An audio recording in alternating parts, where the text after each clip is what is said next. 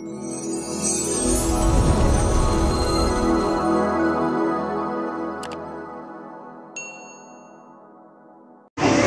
shrah li sadri wa yassir li amri wahlul 'uqdatam min lisani yafqahu qawli.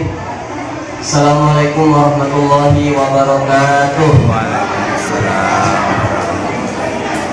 Mohon izin berdiri untuk menyampaikan sedikit ceramah atau kultum menjelang buka puasa. Yang saya hormati sebelumnya perangkat desa Kaloling dan para tokoh masyarakat dan seluruh masyarakat desa Kaloling dan pengurus-pengurus forum kajian ekonomi syariah. Pertama, senantiasa kita bersyukur kepada Allah Subhanahu wa Ta'ala atas segala limpahan rahmat dan hidayahnya, serta salawat serta salam tergerakkan kepada Nabiullah Muhammad Sallallahu Alaihi Wasallam. Baik, hadirin jamaah yang dirahmati Allah Subhanahu wa Ta'ala, Bapak Ibu sekalian, memang kalau kita sudah mau buka puasa itu terkadang tidak bisa fokus, apalagi kalau kita mau dengar ceramah, mau dengar kultum, mau dengar tausiah, tapi depan kita ada makanan, terkadang terbagi dengar ceramah atau mendengar kultum ini tehnya, minumannya, kuenya, lapisinya, jalan kotanya menggoda sekali dibandingkan orang yang berceramah. Tapi tidak mengapa, setidaknya ada beberapa sedikit yang bisa disampaikan. Dan sedikit ingin menyampaikan hal dasar dalam agama kita, tapi memiliki kedudukan yang sangat tinggi, memiliki kedudukan yang paling agung. Ini ibadah sepele, tidak sulit, sangat mudah, tapi banyak yang remehkan. Dan ini menjadi satu-satunya pintu gerbang untuk kita bertemu dengan Allah Subhanahu wa Ta'ala. Bahkan dikatakan dalam Al-Quran, innani anallahu la ilaha illa ana fa'budani wa aqimis sholah. Allah berfirman, menggabungkan kalimat syahadat, menegaskan dirinya bahwa Tuhan adalah Allah. Innani anallahu la ilaha illa ana, sesungguhnya saya adalah Allah, Tuhan, satu-satunya Tuhan. La ilaha illa ana, tidak ada Tuhan selain saya, kata Allah. Apa yang dikatakan kemudian? Fa'budani, maka beribadahlah, sembahlah aku, karena aku Tuhanmu. Dan apa ibadah yang paling pertama kali dikatakan? Wa aqimis sholat, dan dirikanlah sholat. Tidak sulit, insya Allah mudah. Kalau kita ingat sejarahnya sholat ini luar biasa, Bapak Ibu sekalian. Satu-satunya ibadah dalam ajaran agama kita yang langsung Nabi Muhammad bertemu dengan Allah Subhanahu wa Ta'ala di Sidratul Muntaha ketika proses Isra Mi'raj. Disitulah pertama kali perintah sholat. Nabi Muhammad naik ke langit ke-7, melewati langit 1, 2, 3, 4, 5, 6 sampai tiba di Sidratul Muntaha. Apa yang Allah katakan, apa yang Allah perintahkan? Wahai Nabi Muhammad, wahai Rasulullah, perintahkan umatmu, umat muslim, untuk melaksanakan sholat sebanyak 50 kali dalam sehari. Coba kita bayangkan, 50 kali dalam sehari. Pertama-tama Allah minta kita untuk dirikan sholat.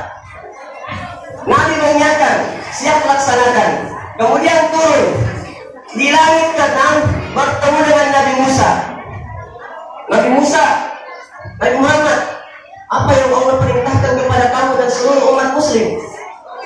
Nabi Muhammad mengatakan, Allah memerintahkan saya dan umatku melaksanakan sholat sebanyak 50 kali dalam sehari. Tiba-tiba Nabi Musa berteriak, wahai Nabi Muhammad, tidak akan mampu umatmu melaksanakan sholat 50 kali dalam sehari. Tidak akan mampu. Mintalah, kembalilah, meminta keringanan kepada Allah, minta dikurangi. Tidak ada umatmu mampu sholat 50 dalam sehari, tidak ada. Naik lagi ke langit ke-7, bertemu dengan Allah. Apa yang Allah katakan? Wahai Nabi Muhammad, perintahkan umatmu melaksanakan sholat 45 kali dalam sehari. Turun kembali, ada lagi Nabi Musa. Jadi apa yang Allah perintahkan lagi? Masing-masing lagi sholat, tapi 45 kali dalam sehari. Dengan tegas dan mengatakan tidak akan mampu, tidak ada umat mampu melaksanakan sholat 45 kali dalam sehari, tidak ada. Naik lagi minta keringanan. Akhirnya naik lagi Nabi Muhammad, sampainya 9 kali bolak-balik Nabi Muhammad ke Sidratul Muntaha. Yang ke-9 kalinya ada Musa menjegat lagi, ditahan lagi Nabi Muhammad. Apa yang Musa katakan? Jadi apa yang Allah perintahkan kepada kamu? Nabi Muhammad mengatakan, Allah Subhanahu wa Ta'ala memerintahkan aku dan umatku melaksanakan sholat hanya 5 kali dalam sehari. 5 kali dalam sehari. Tapi Nabi Musa kembali berkata dengan tegas, lebih tegas, wahai Nabi Muhammad, biar bagaimana mungkin ada ipetanya asal pajanannya sangat berat umat melaksanakan sholat 5 kali dalam sehari, tidak akan mampu. Minta kembali keringanan, naik lagi ke Sidratul Muntaha. Tapi apa kata Muhammad? Bagaimana mungkin saya ingin meminta keringanan lagi? Sudah 9 kali saya bolak-balik ke Sidratul Muntaha, tidak mungkin.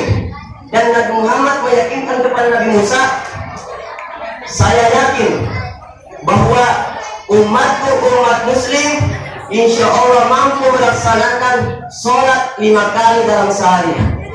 Sekarang mari kita buktikan, kira-kira Bapak Ibu sekalian, kata-katanya Nabi Musa yang benar apa tidak?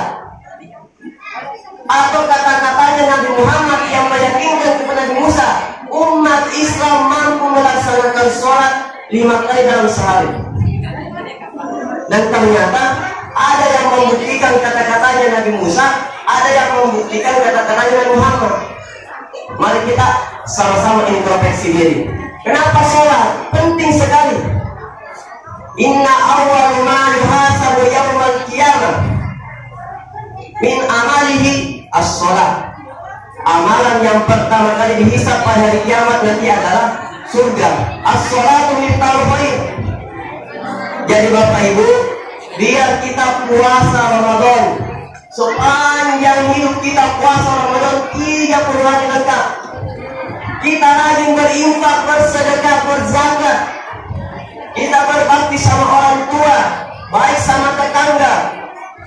Menghafalkan Al-Quran 30 juz sekalipun. Tapi kalau belum sholat, jangan sekali-kali kita bermimpi untuk yang namanya menginjakkan surga. Kurang lebih gambarannya seperti ini. Jadi ketika kita nanti di padang mahsyar akan disidang satu persatu oleh Allah Subhanahu wa Ta'ala. Satu persatu dipanggil. Contohnya nama saya, Ainul. Tidak ditanya bagaimana infakmu, berapa banyak harta yang kau infakkan, bagaimana zakatmu, puasa jika, sudah lihat jika. Tidak. Tapi paling pertama sebelum kita membuka yang lain, bagaimana sholatmu? Bagaimana sholatmu? Sehingga tidak boleh diremehkan sholat. Sekarang kita kembali ke pelajaran dasar. Pelajaran dasar sholat. Sebenarnya siapa yang diwajibkan sholat? Siapa yang diwajibkan sholat? Setidaknya ada 4 yang diwajibkan melaksanakan sholat. Syarat wajib sholat ada 4. Pertama adalah Islam. Orang yang balik, mukallaf, dewasa. Orang yang berakal, bersih dari hadas besar, najis, haid dan nifas. Yang pertama Islam. Bapak Ibu sekalian, ada yang non muslim atau adik-adik teman-teman seusia saya, ada yang non muslim? Insya Allah tidak ada. Jadi sepanjang kita mengakui diri kita ini Islam, maka disitulah kita diwajibkan untuk yang namanya melaksanakan sholat.